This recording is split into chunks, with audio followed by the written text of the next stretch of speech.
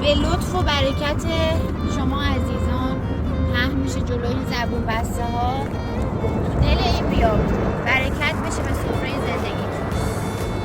از پستا با لایک کردن کامنت گذاشتن میشه یه ظرف غذا برای این بچه ها.